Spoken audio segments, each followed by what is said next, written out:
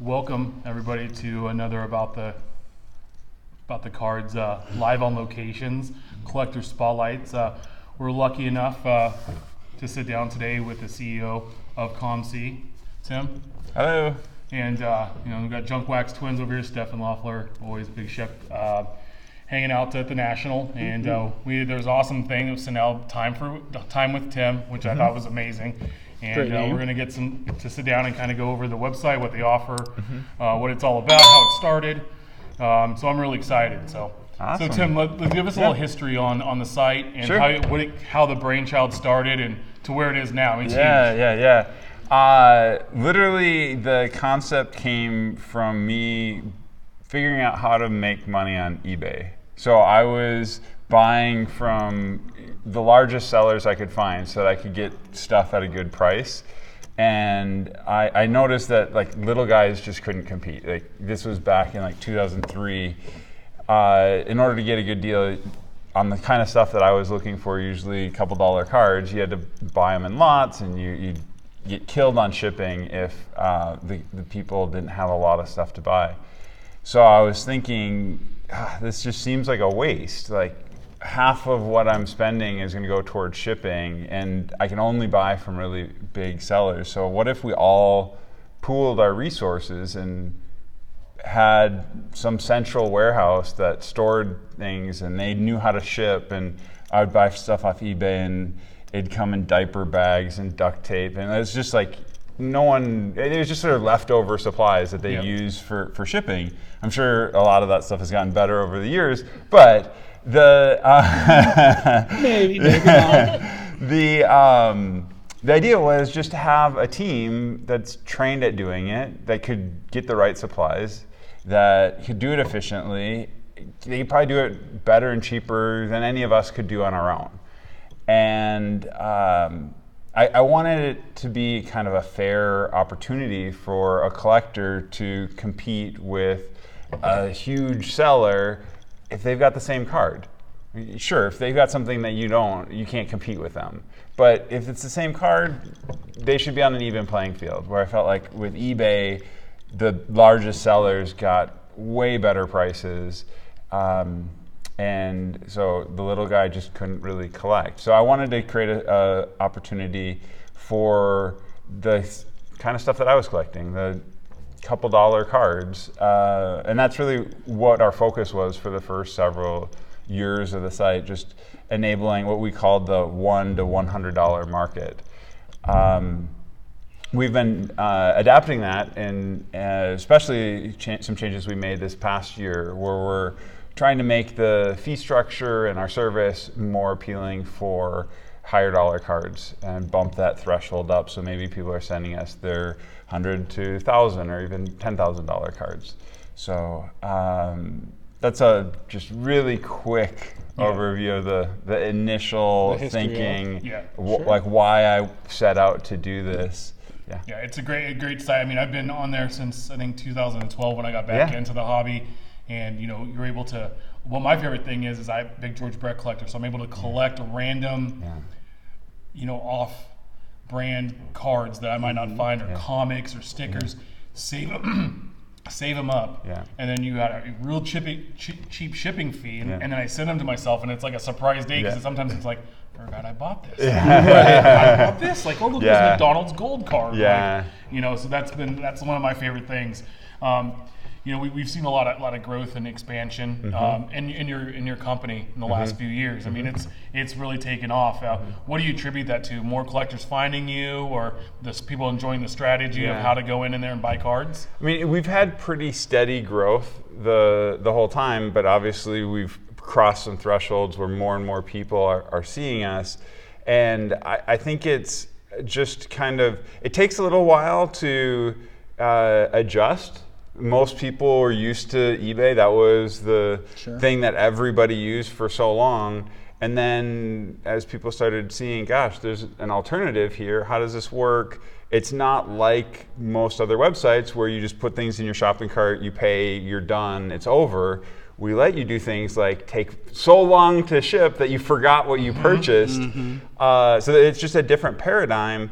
But just looking at it from like a mathematical perspective, it's so much more efficient for that kind of stuff. So we're able to literally charge our customers a quarter of what people on eBay are charging for shipping, just because you can put so many cards in a package, and you end up only spending like 50 cents a card, and that's like what we're collecting, and you may not even notice that we're charging some of those fees because some of them are only visible to the seller. Where on eBay, you get a package, average size order on eBay is 2 cards, and it costs $4 for shipping. Yeah. You're paying $2 a card to have it shipped. So it's just, there's a whole new market of those cheaper cards that you can enjoy. Right. So yeah, that's that model I think has just caught on more. Yeah. People have gotten more familiar with it. They've tried it out. Also, there's kind of a ramp up of you get familiar with it, and then you start consigning some stuff, and then you have extra money in your port, then you spend. And so we see this not only growth of the number of users on the site, but we actually see traditionally an exponential growth of the usage by each user. They'll start by buying a few cards, then they'll consign maybe 50 or 100 cards, and then they'll consign 1,000 cards, and then they'll consign 10,000 cards. So we see this ramp up of people using the site, which then is more content for people to search through. Yeah, and I love the shipping, because when you get the cards, it looks like someone really, really cared about the cards getting to you. Just everything's like in penny sleeves and packaged up nice, and there's usually, even if you don't add the top loader option, which there is, 2 top loaders in the team bag, and it's shipped exactly how I would ship it to one of my customers, and it's great. It's one of those things to see that now. Is there any talk about, because it's very your site, it's very digital based, right? About having an app. That has come up, I think, in every time with Tim I've had this national. Sure. So can I show you a sneak peek? They can't see it. Okay. Sure. But see that? Oh. That was a COMC app. Yeah. And this is bringing up some players that I like. Oh yeah, you might want to see. Let's see. Do I have any notifications? Here's a notification. Nice. Yeah. Okay, so that's just a little sneak peek. I'm battery probably for my phone. I don't know if they make it, so that's pretty awesome. Yeah. Well, and that's. I kind of heard of that for the employee get together thing, but the one thing that with the shipping, it's sometimes you don't get a seller who has combined shipping, or they do, but they're not really efficient at it. And yes, there are plenty that are. But that's one of the things that I like personally, because like Tim, I think my first purchase was 2011, 2012, somewhere in that area. And hey, I want a shipment, and they all come together, and they're all prepackaged, just like you said, and it's amazing. And it's going to be nice to see what the app brings, because it's so efficient to, hey, ding, something new got listed, ding, something sold from eBay or Amazon or wherever, and to be able to have that for my market. For the cards that I have sold, it would be nice, or even for what I'm looking for. Yeah, and one thing that's going to be different, it's one thing to say like, oh, everybody else has an app. We need an app too.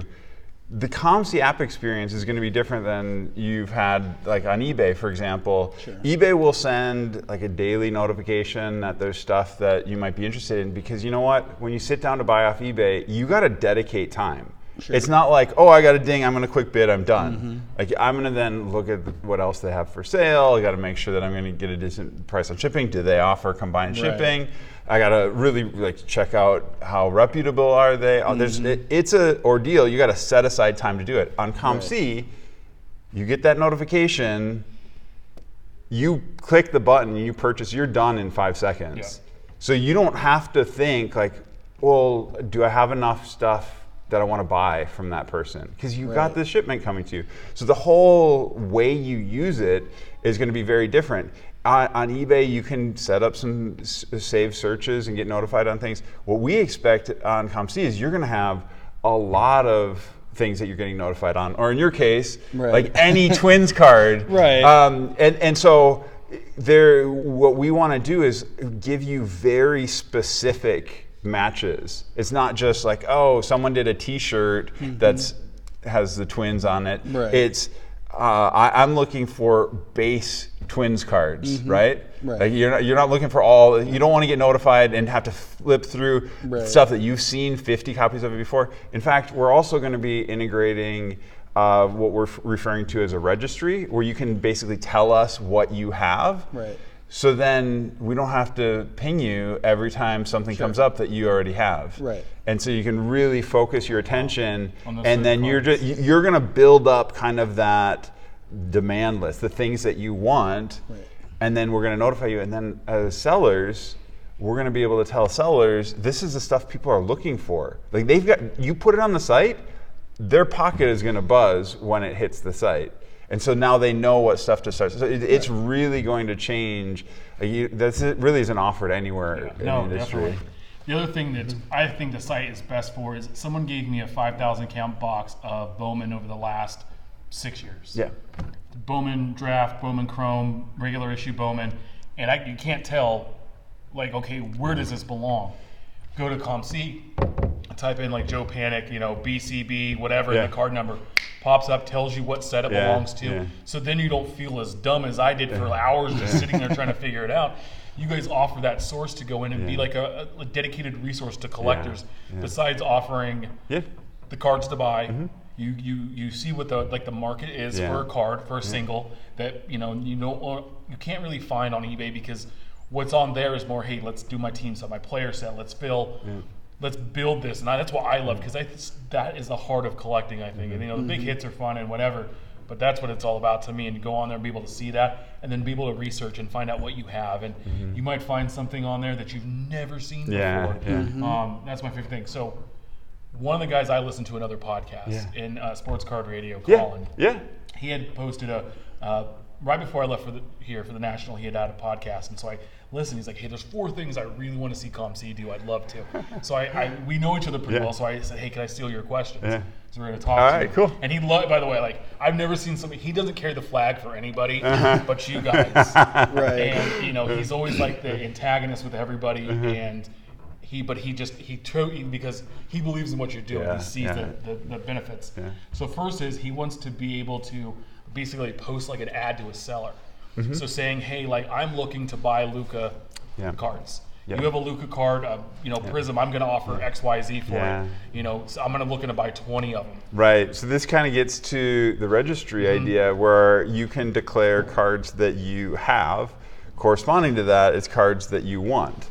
And the next iteration is probably not going to happen right away, but once we have the list of things that you want, we'll let you say, how many copies do you want? How much are you willing to pay for it?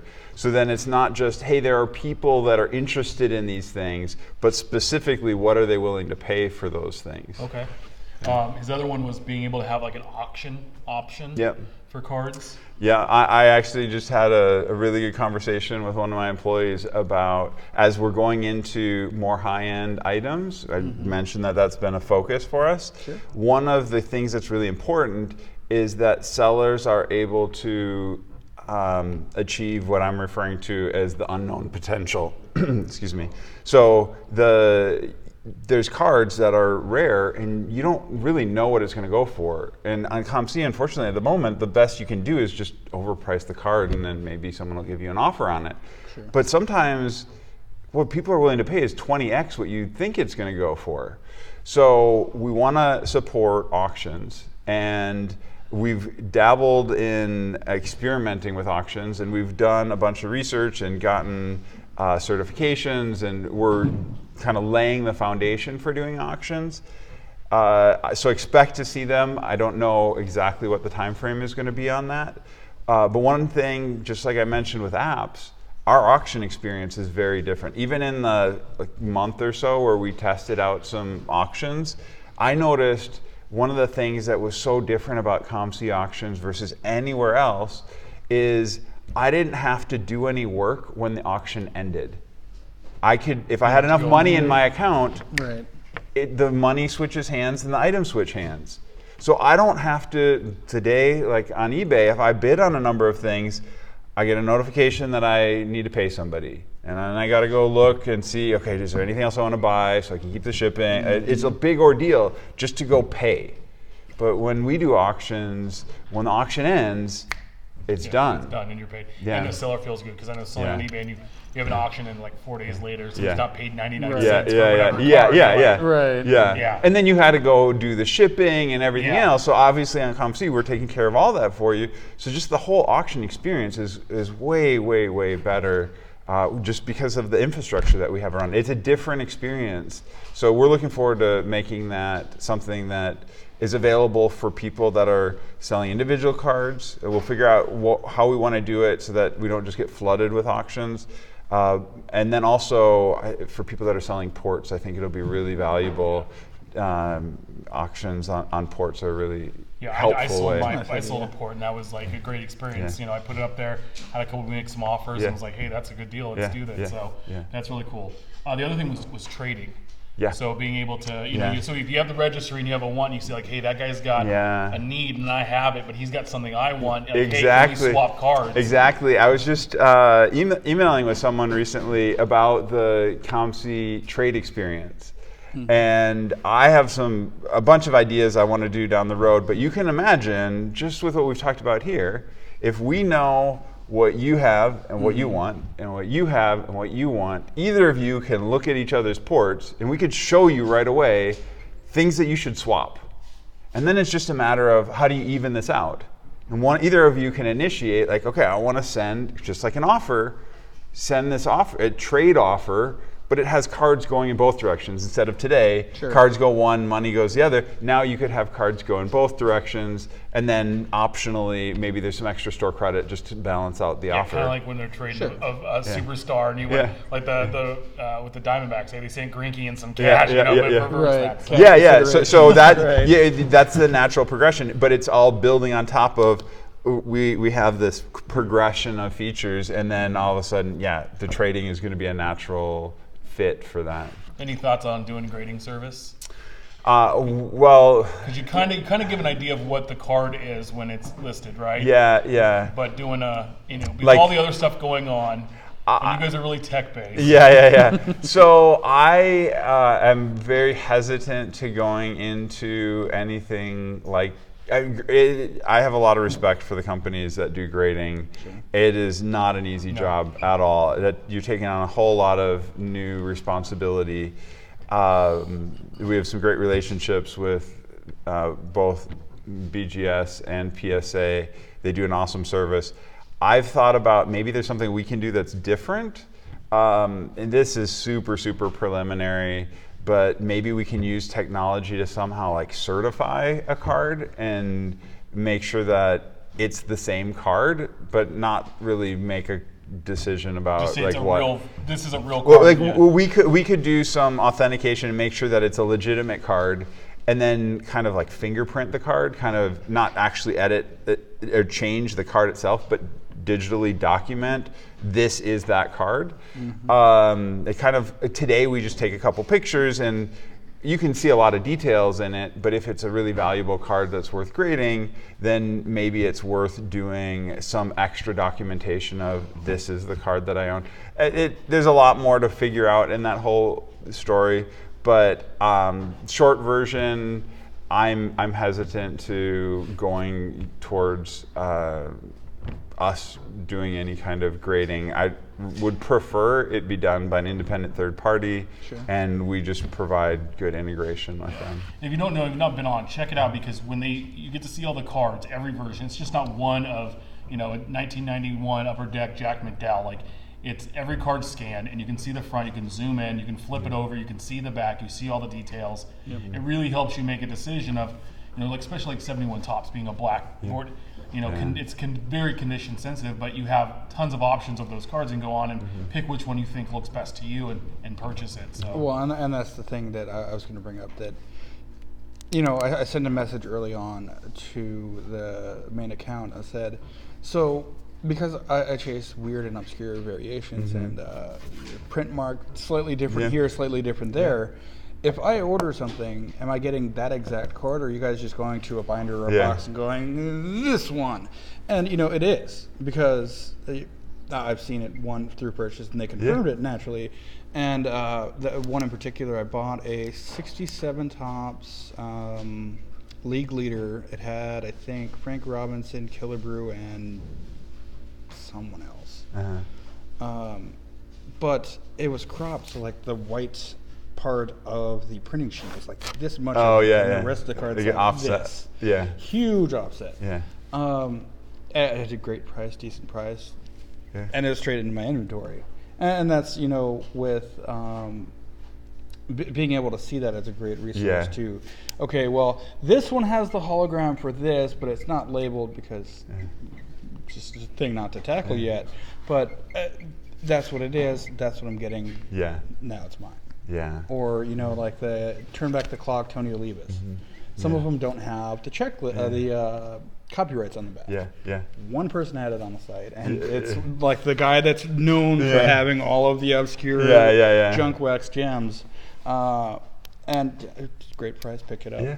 And now I don't have to search through another 50,000 Tony Olivas from 1989, and hey, there it is. Yeah, that's the one I get. That was definitely important as I designed the concept originally.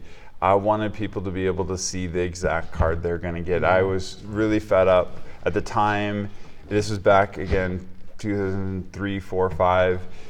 It was very expensive to scan cards. So often people would just use someone else's image, or they just use the image over and over again. Or only a front image. Yeah. And so I would bid on an auction, and like, oh, that's a really nice autograph. And then I get the card, and I didn't read the fine print. This was just a representative scan, and the autograph is like smudged and whatever else. So I wanted people to be able to see the exact card, and so we invested in our scanning technology early on. We have multiple patents on it.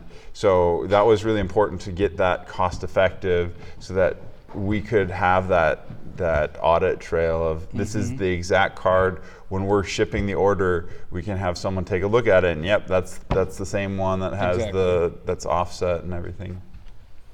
Kind of cool. So, more so about yourself. Now, I know some of these answers. We've had lunch one day with Getsch. But you said you have a few collections. What do you collect? I collect a couple players pretty heavily. Sure. The first player I ever collected was Orel Hershiser, and so he's always near and dear to my heart. I try to get most Orel Hershiser cards, but basketball is where I ended up enjoying spending most of my time. I follow basketball a lot more closely. Okay. So there's a few players I collect. Goran Dragic is probably the number one player I collect.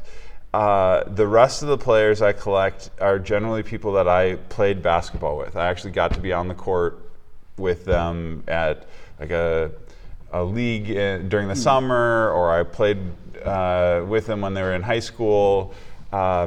So it's a bunch of obscure players, some less obscure. Sure. Jamal Crawford is one of the players that I collect. Sure. He grew up in the Seattle area. I got to play with him in Seattle. And there's way too many other Jamal Crawford collectors. It's getting really expensive. Understandable. Yeah. And then, are there any teams, or are you just like just those players, or? Growing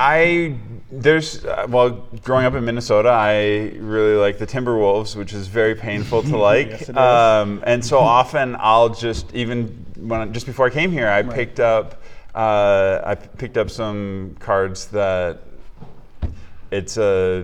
that happened to be a Jamal Crawford in Timberwolves uniform, so it was a double win. Sure. But sometimes I'll see a rookie, or I picked up a Josh Okogie, and I was like, okay, well, not a huge fan of him, but he's a Timberwolf, and it'd be awesome if he does well. Sure. Yeah, I know it's like I'm a Kings fan, so we had that small window of awesome. Yeah. Hopefully we'll get there again.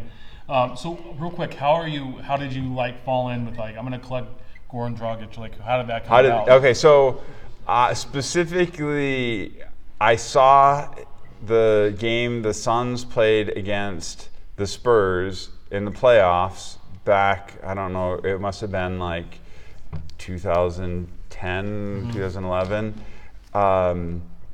And the Sun was down by 20 points. And Goran came on in the fourth quarter and scored 25 points, and they won the game. And I didn't like the Spurs at the time. They were really boring to watch. And they're good, but boring. And so I really liked that this kid from out of nowhere took over the game. And so I've been following him since then. I actually won a pair of game-used jerseys and game-used shoes that he had in an auction a long time ago. And so I picked up his cards here and there. And then a couple years ago, I figured, I got this site. Why not just try to get every single Goran Dragic card I can? That's awesome. So I've been doing that and been even building features like the registry to help me know what stuff I have. That I, for a while, I'm like, oh gosh, do I have 2 copies, 3 copies? I don't know what I have. So just making sense of what I have has been really helpful. Awesome. So we always ask everybody we have on the show, if you could only own one card you currently own, and it's the only one you could own, what would it be? I have a favorite Oral Hershiser card that's like a, I don't remember what they called the set, but it's like a reprint, but it's autographed. So it looks just like his 85 Topps card. I don't know if it was like our card. It's something like that. But it's the same thing as his rookie card, just glossy, autographed. Actually, you probably notice when any of our employees sign into the application we use to track everything, there's a picture of that card. So that's why it's there. Sure. Nice. Now, if you could own one card that you don't currently own, that you could trade, everything, all the cards you own for this one particular card. I mean that's. I don't know that there is a card like, and there's cards that are valuable, and then if I got that card, I could go buy back all the other cards because, like for example, with Dragic, I have a couple dozen 101s. Yeah. Like, would I trade all of them for one of any card? Like, I don't know of one Dragic card that I would want for stumper. all of those. Everybody has a card they love in their collection, but we seem to stump people with this one. To be honest, it's a lame answer. I would get some valuable card that I knew I could just I wouldn't hold on to it. I like having the variety. I like seeing the parallels, the rainbows. I'm trying to complete some printing plate, like all 4 printing plates. So some of those, it's like, that's way harder to do than get one of a rare card. Yeah, your site helped me do that with Lynette Woodard and like Leaf Metal. My grandpa was a high school football coach and an athletic director at the high school she went to, and she was the first woman Globetrotter. Oh wow! And she loved my grandpa, and she really good friend of the family. And so I had 3 of the 4 printing plates. Oh wow! And you guys had you had the last one, so I swooped on, and it was the first I guess rainbow or printing plates ever completed. That's awesome. And when it came, I shipped it instantly. I didn't care. Right now. That is so cool. And I told, when we went back for service for my grandpa when he passed, she was there and we got talking. I told her about it. Oh my goodness. And she's like, yeah, I didn't think anybody collected those. She's like, I sign all the time, and or not all the time, but I've signed a bunch, and I didn't think anybody cared. And I was like, no, I definitely have the biggest Lynette that's awesome. Ever. And it's just one of those one-off people because like I have a personal connection. Yeah, that's so cool. To be able to complete that was really fantastic. Cool. So let us know where we can find you, like on social, like how we can follow COMC, what we need to do, and if there's anything special to have a COMC account. Sure. So our Twitter is Check Out My Cards. So you can find us there. No Twitter verification yet. Let's look at that now. We got to get them right. Instagram is on our website. I don't remember if it's COMC or. It's at Check Out My Cards. I looked is it over. I'm Check Out My Cards? Cheating over here. Oh, we got to Check Out My Cards. And then Facebook is Facebook/COMC. We don't have any special promos right now for creating accounts, but just to create an account is free. Just go to the website, Email, right? Email, username you got to pick out. Yeah. And so it's really easy to get started. You actually get some perks just for creating accounts. We show you some more data than if you don't have, if you're anonymous on the site. Yeah, it's fun. Check it out. I mean, if you're a set builder, a team collector, you're looking for one-offs of certain things that you can't find anywhere else, there's a good chance that they're going to have that or something similar, so you can kind of get an idea, value and what it's about. So it's a great site. It's really helped collectors, and I mean, I love it and I use it, and I know Steph does. Definitely. Yeah. And I'll throw you one more. Is there anything we haven't asked that we should? Okay, so you've asked a lot of good questions about things that happen to be what's coming up. Normally, people are like, "So, what's up next? What do you want to plug?" I would just say one of the things that I alluded to starting going after that $1 to $100 market, and we're evolving now to expand. Just keep an eye. If you have a perception already of what COMC is, it's changing. We're getting sellers to send us more high-end cards. We're adding more features. Eventually, we'll have things like auctions, some things that are important, really important for people that are buying and selling high-end cards.